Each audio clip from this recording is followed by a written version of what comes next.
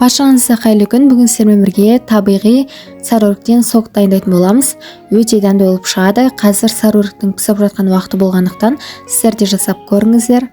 Видеомды соңына дейін қарап, қолдап лайк басып арнама тіркеліп кетіңіздер. Ең алдымен сарыөрікті жақсылап жуып, ішіндегі дәнегін алып тастаймыз. Одан соң бірден блендермен езіп көрдім. Бірақ сарыөрік қатты болғандықтан езу қиындау болады. Сондықтан үстіне 2 есе су құйып, газға қойып қайнатып алдым. Одан соң сарыөрік жұмсарғандықтан блендермен езу өте оңай болды. Кейіннен сокты осындай сүзгіштің көмегімен өткізіп аламыз. Сонда шырынның артық қалдықтары алынып, біздің шырынымыз сұйық әрі біркелкі болады. Барлық шырынды солай сүзгіштің көмегімен өткізіп алдым.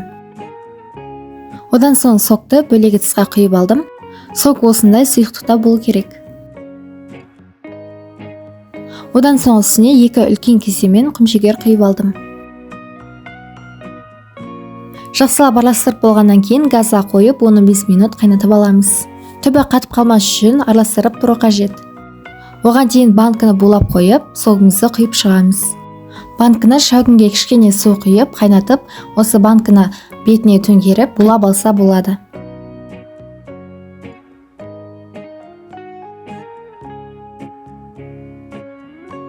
Банканы толтырып алғаннан кейін, бетін қаппақпен жауып, өзінің құрылғысымен айналдырып жауып шығамыз.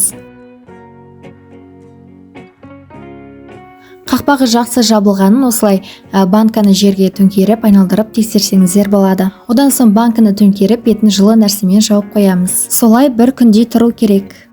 Осымен сарыөріктен жасалған табиғи өте дәмді болып шығатын согымыз дайын болды. Сіздер де жасап көріп, қысқа сақтап қойсаңыздар болады.